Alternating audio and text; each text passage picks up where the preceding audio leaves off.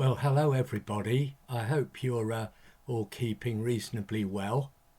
The podcast this month that I'd like to look at with you is this very complex problem which many people struggle with in this country around eating disorders. Now, there are a number of different kinds of eating disorders.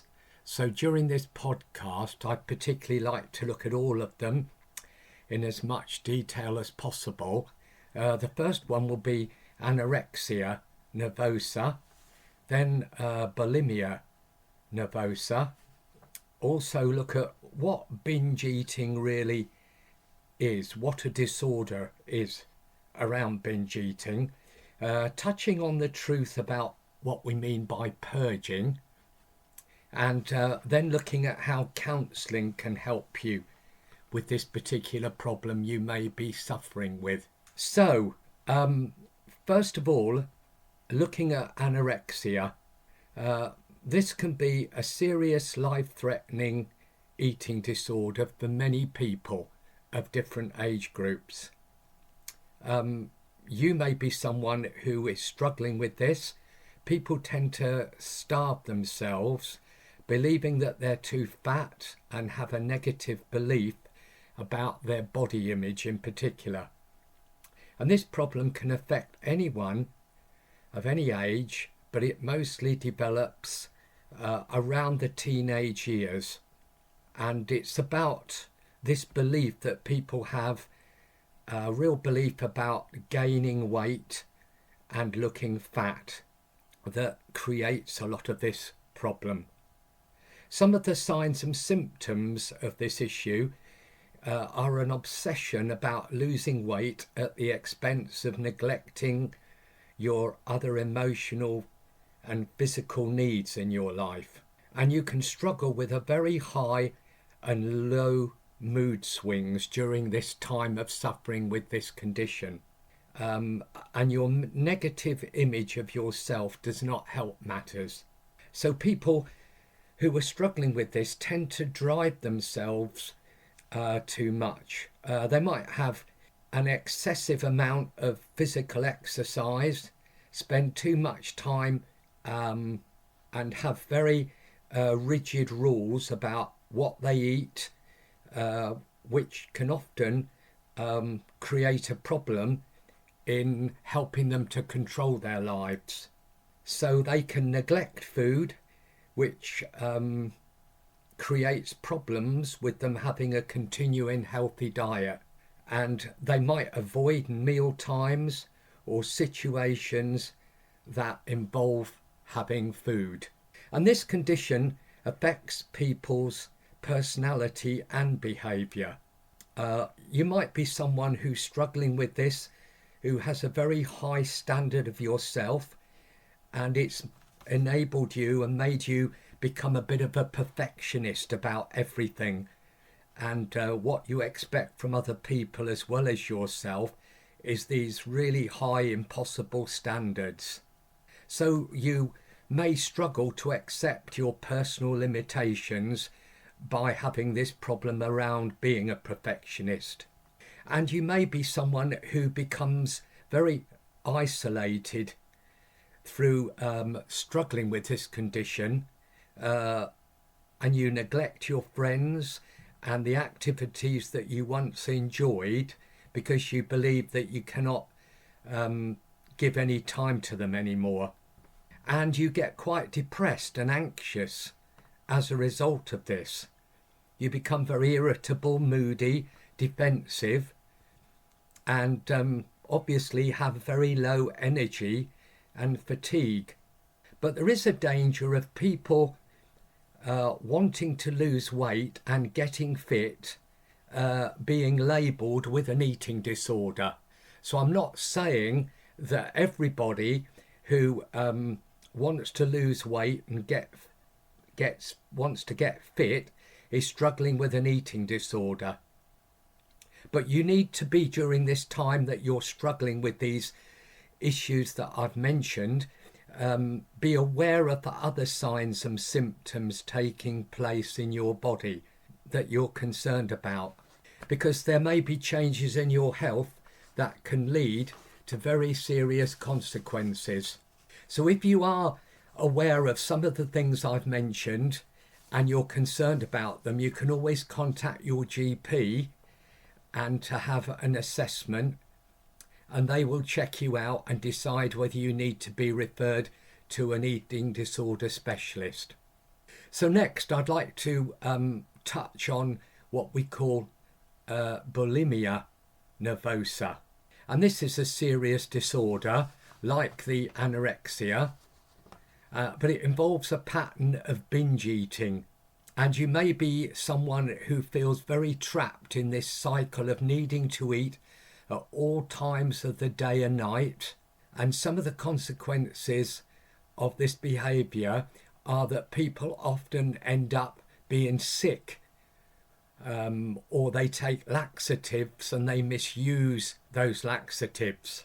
Or you may want to take part in excessive exercise to try to prevent weight gaining, because you're very aware of the pressure from social media, possibly from people you know, from your peers, friends, family, who may be trying to influence you about your body shape and your weight. They might be critical of you, and you're taking this very personally without realizing that it's just their perception and it might not necessarily be true. So now I'd like to move on to binge eating disorder itself, and to say that when people are struggling with binge eating, they're not using laxatives or making themselves sick like they are with the other disorders. Because binge eating is the amount of food that people eat in a short space of time, because there's a lack of control in their life over this problem. And you may be someone struggling with this and you feel quite powerless in controlling how much you're eating. So during, for example, a binge, you may feel unable to stop, even though you may feel a lot of physical discomfort during this time. And I'd like to remind you that when you're struggling with this binge eating, as well as these other possible eating disorders, your self-esteem and confidence can be very low during these times. And you tend to feel a need to punish yourself using food in a very irresponsible way. Because food for you tends to act as this kind of numbness in avoiding and expressing your painful, difficult feelings that you're struggling with. And while you're involved in this binge eating process, you may be hiding away, doing this alone, because you're feeling quite guilty and ashamed. And then afterwards you may feel quite depressed because you realise that things are not going as they should be for you. And you may often feel quite disgusted by the whole process. So what are some of the warning signs of binge eating? Well, as I've said, it's about hiding away much of the time when you eat, perhaps storing up large amounts of food, and this will affect your mood swings. And if you are struggling with these problems, again, I would like to ask you to really contact your GP, who will refer you to an eating disorder specialist, as well as give you some positive professional feedback. Because the treatment for binge eating can help a lot of people to recover if they see a GP and an eating disorder specialist early on, before the problem really gets quite out of control. And with the right amount of self-help programs and some counselling that I'll come on to later, you may be able to really recover from this very difficult problem. And just to continue with this issue, the causes of binging, sometimes can be if you're a member of a family that has a history of depression, alcohol or drug use. There's some of the triggers that can create this binge eating problem. Or you may, as I've said before, have a lot of pressure from the people you mix with, look at social media and get very, very misleading feedback. And then, of course, all this taps in to giving you problems around being very anxious, having a low self-esteem, as I've said, and to be obsessed about your personality and also develop into a bit of a perfectionist. And then finally, around this problem, you can have experienced maybe in your life in the past, maybe in your childhood, a very stressful event or some trauma which can also lead to some form of binge eating and eating disorders. So there's a few things there to really reflect on and think about around eating disorders. So what do we mean when we talk about purging? What is the truth about purging? Well, as I've already said, you can have a lot of physical discomfort and you may feel quite anxious or ashamed after your binge period. And during this time, you may feel very vulnerable, trying to stop the weight gain, and you look for alternative things to help you deal with these problems, such as I've mentioned, the laxative, and misuse these kind of things, thinking that they're going to help you when in fact they don't. And it's important, isn't it, to realise that a lot of alternatives, and maybe from social media or from other people, are not only dangerous, but also they will not help you in the long term. That's why seeing your GP, having counselling and being referred to a specialist eating disorder people will be able to help you with this problem. So purging will not help you with the weight loss, but can increase weight gain over a longer period of time. And some of the dangers to be aware of a bulimia condition are the obsessions with weight and body shape, the unpredictability of your change in moods are being influenced, as I've said, by the information that you are taking in from other sources that may not be correct. So some people go through long periods of dieting, and you may be one of them, or restricted eating before the action of binge purging takes place.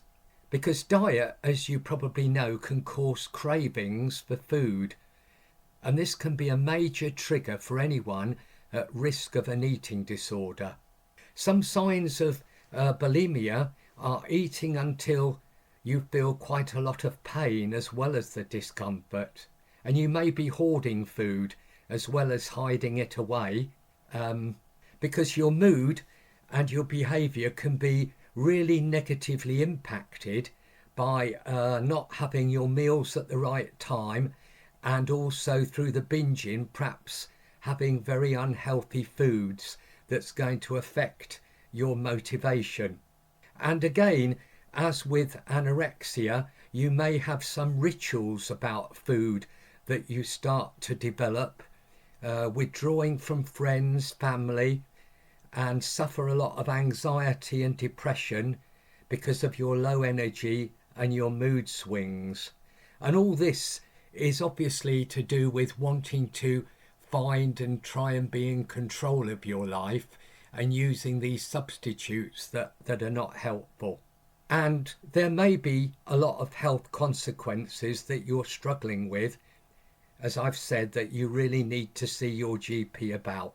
So that's outlining quite a bit about binge eating and also the different kinds of eating disorders. So I'd like to finish up by talking about how can counselling help you? Well, counselling can help you as you struggle with a lot of the secrecy, shame, and the stigma that any eating disorder will have caused you. And many of you are probably struggling with that at the moment.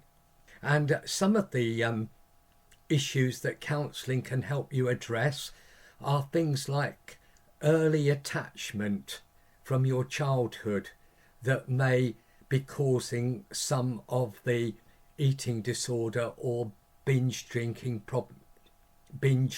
problems.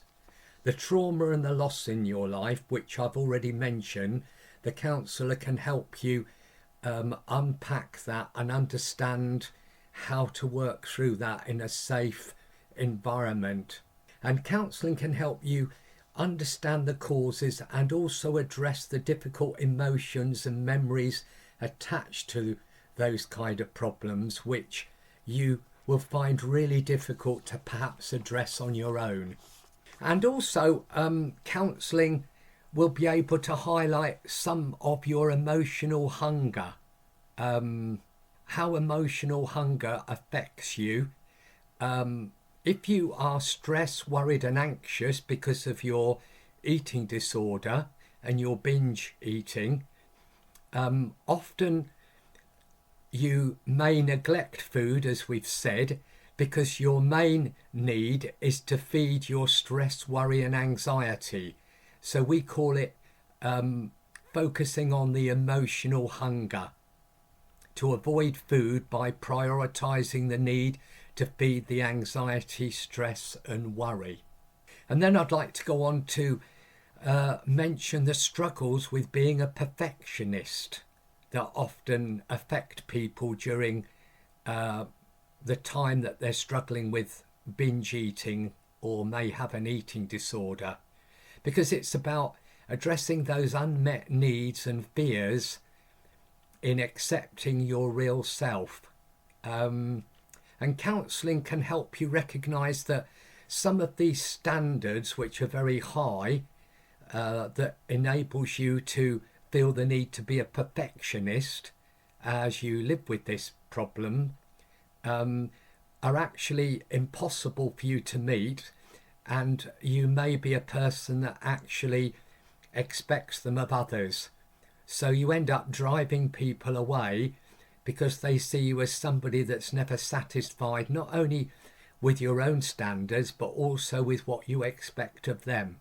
So it can make you feel quite rejected in life and really feel very, very emotionally low. So the counselling around this perfectionist struggle will enable you to recognise and value your personal achievements in life that you may have overlooked, not recognised, or not believe that they're actually enabling you to be the kind of person you are and to feel a valuable human being.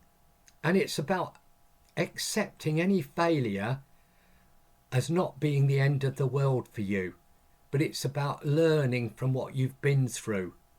And some perfectionists often, and you may be someone like this, who's had very little praise from your family, employers, university, teachers, parents, and you've been criticised a lot. So that is another trigger to the perfectionist struggles that people have. And this increases the unrealistic expectations of yourself. And you need to gain some self-control and build up your self-confidence, self-esteem and self-value, which counselling can help with. It may also be worth thinking about whether you've ever had any experiences of being emotionally or physically bullied in your life, because this can be a trigger to some forms of binge eating and eating disorders, and it can affect your self-esteem and add to a very negative self-image. So before you go for counselling, and I'm hoping that you will really seriously think about this, if you're struggling with a number of these issues, is ask yourself, What would you change about yourself if you had the power to? If you'd really loved your body, what stops you from doing that now? Thinking about those two questions, and maybe if you do go for counselling, looking at addressing those issues with a counsellor. And things to help you at the moment. Think about 3 things you have achieved in your life or are grateful for, because this will help you at the moment to continue to work through some of your struggles. Or maybe if you can't or don't believe you have anything to feel that you've achieved or be grateful for, why not ask someone close to you to give you some positive feedback that you trust and respect? So finally, getting some structure and order to your daily life and using healthy alternatives to some of the negative bad rituals that you tend to do during your binge eating. One of them might be getting some structure sleep routines, because your sleeping patterns will tend to struggle while you have these problems. So having some structure to your sleep routines, and what I mean is perhaps having someone to support you to get to bed at a set time, to perhaps do different things before you go to bed to help you sleep better, and maybe having a set time for meals, having members of the family or friends to help you get into a routine, to gradually, slowly work into a pattern to break the binge eating that goes on. So you have set meal times, and then also building your self-confidence and self-esteem, as I've said, thinking of what you've achieved and being grateful for. And then finally, challenging those negative thoughts, the beliefs that you have in your head about why you need to binge eat, why you think you have this eating disorder. Where have they come from? Are they facts, or are they just things that you've read or heard or believe about yourself that need to be challenged? And maybe with a professional counsellor you're able to do this. So I'm hoping that what I've said has been a great help to you in some way, and that you can reflect on some of this. And I do hope you'll look after yourselves and certainly get some help as soon as you can. And I look forward to talking to you again soon. Do take care.